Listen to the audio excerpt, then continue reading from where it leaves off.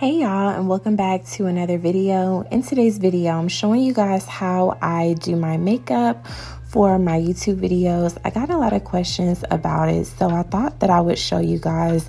It's really simple, and I use pretty much all drugstore products. And while I am doing my makeup, I thought it'd be a good time to answer some of the questions that you guys had about relaxed hair and to talk about some recent issues that have came out in the news lately regarding relaxed hair. So let's go ahead and get into it. The first question that I have was from Erica Jordan, and Erica asked how to maintain low porosity hair. So Erica, that is a great question, and basically I'm going to try to give a little bit more of a description of low porosity hair before I answer the question, just in case someone may not be familiar with that term. And what low porosity hair is basically your hair does not easily allow moisture to be absorbed into the hair shaft. A lot of the times, low porosity hair tends to be a lot finer and a lot smoother than high porosity hair or coarse hair. So I would consider myself as someone who has low porosity hair. So I'm basically just going to give you some tips and share more details about what I personally do. And one of the things that I deal with the most when it comes to low porosity hair is dryness and how I combat my dryness. And actually, I probably should have asked you, or I wish you would have elaborated a little bit more on your question. What issue are you having specifically with your low porosity hair? Since I don't know the answer to that, I'm just going to go off of my experience and say that with my low porosity hair, the biggest issue that I have is dryness. So what I do to combat my dryness is I do a couple things. I pre-poo with heat. So I use coconut oil and I pre-poo my hair for about 30 minutes with heat. That helps my hair before I go to wash my hair. It prevents my hair from drying out because my hair is not absorbing so much of the water that can tend to dry my hair out after the process. I also deep condition with heat, and that works well too, just because using that heat allows for my hair cuticle to open up and fully absorb the conditioner. You guys, I'm so sorry if my voice sounds kind of funny. I have a sore throat and a cold, so just excuse me. Hope y'all can still understand what I'm saying. And I would also, Erica, use a leave-in. And another thing that I do as well is I don't use a lot of heavy products. With low porosity hair, our hair tends to be a lot finer, and therefore it doesn't have a lot of body sometimes that coarser textured hair can tend to have. So I do not use a lot of heavy products, and I pretty much do the same style to my hair every single week. And that is how I maintain my low porosity hair. If you have more of a specific question, or if I didn't fully answer your question, then, just leave me a comment and I'll be happy to go into more detail with you. You can also watch my other videos that show how I actually care for my hair. I think that will be helpful for you as well. The second question that I got was, if you have alopecia, is it a good idea to put relaxer in your hair? And this question was from Janice Martin. And this is my mom, so y'all say hi to my mom. And thank both of y'all for leaving these comments. But mom, in your case, I'm gonna say no. I would not put a relaxer in right now. I can't say if for everybody who has alopecia, don't use a relaxer, because I don't know what everyone's specific circumstances like. But for your case, you have very fine hair. I'm just gonna say this more generally, just in case someone else has a similar experience to you. But if you have fine hair and you're suffering from like a hair loss disorder, like hair loss, I personally would not put a relaxer in, because if your hair is already fine, the relaxer is just going to make your hair finer, and it can make your hair break more because relaxer does break down the bonds of your hair. So what I would do if I were you is you have a beautiful texture of hair. I would just just give your hair a break. If you've been doing a lot of braids, a lot of ponytails, a lot of styles like that, which I know a lot of us like to do because I even love those styles. I don't do those anymore, but I would just, give those a break because those can break your hair as well. And I would say maybe for the next 6 months, give yourself a break from those type of styles. Maybe if you want to put your hair in a ponytail, maybe use like a scrunchie instead of like a tight elastic band because those can break your hair as well. Invest in the type of products that you're using. Get you a really nice shampoo, get you a really nice deep conditioner, and wash your hair and deep condition your hair once a week. For you, since you do have the type of alopecia where there's parts of your skin that's exposed, I would recommend getting a nice hair oil as well to kind of rub on your scalp and soothe it to just combat some of that dryness that you experience on your actual skin. And that's what I would do. So let me know if that sounds good or if you need any help. And that's what I would do in your specific case. And those were the questions that I got. And now I wanted to talk about another thing that I noticed in the news, and another thing that I noticed that you guys are bringing to my attention as well. The idea that relaxers can cause uterine cancer. And I did a little bit of research where this woman had filed a lawsuit against relaxer companies, saying that, she had used the relaxers for, I think she said 10 years. And after using those relaxers for that amount of time, she had to go get a hysterectomy and she had uterine cancer. And it's a really sad story. Check it out if you have not seen the story. But when I did my research on the story, I noticed that there were also some other research or case studies that had been done on relaxers and women. But when I looked at these case studies, it really, to me, y'all correct me if I'm wrong, it didn't seem like there was any concrete evidence that specifically said relaxers cause this, because when they did the case study, at least the one that I saw, they did a case study with relaxers, hair dyes, and other hair chemicals. And within this data that they did conclude that women that use all of these chemicals, mind you, not just relaxers, but hair dyes, relaxers, and other hair products, this could be a variety of things, they were, I want to say almost 3 times higher to catch uterine cancer. So women that had never used any sort of chemical hair products on their hair were 1.64 chance of getting uterine cancer.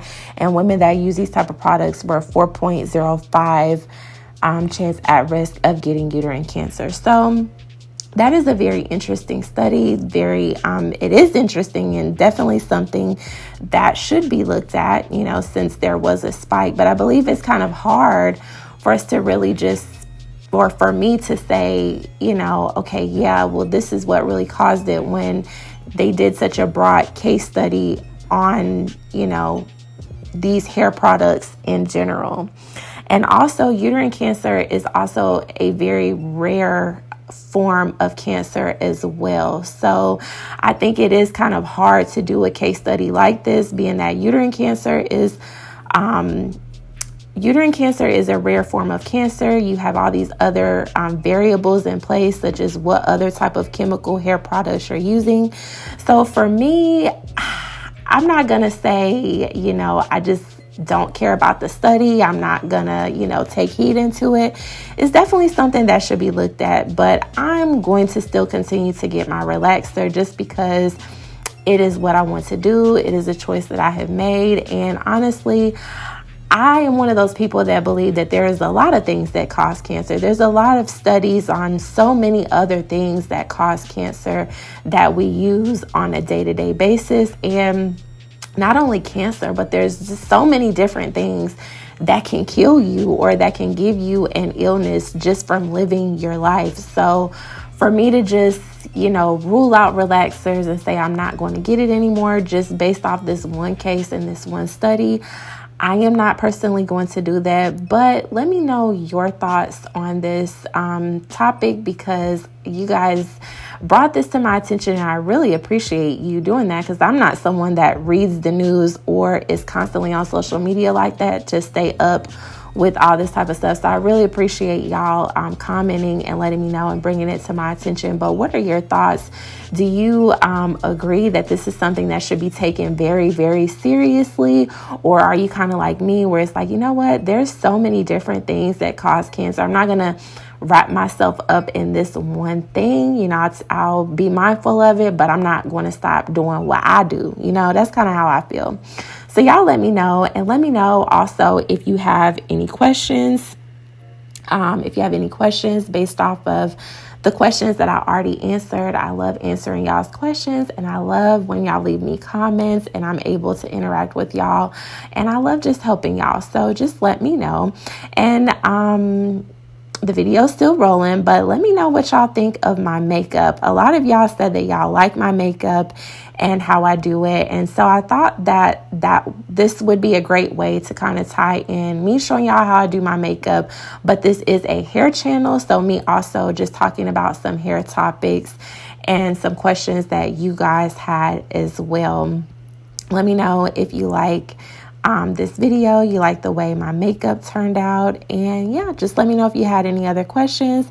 In a second, I'm about to finish up my makeup and move on to the hair portion of the video, which y'all will see how I style my hair. It's very simple, but I'm gonna just let y'all continue to watch the video. Again, let me know your thoughts. If you enjoy relaxed hair content, then make sure you subscribe to the channel. And also, I've created an Instagram for this channel as well. So I will put the Instagram in the description box or a pinned comment. So make sure you guys go follow my new Instagram page. And thank y'all so much. Continue to watch and let me know what you think.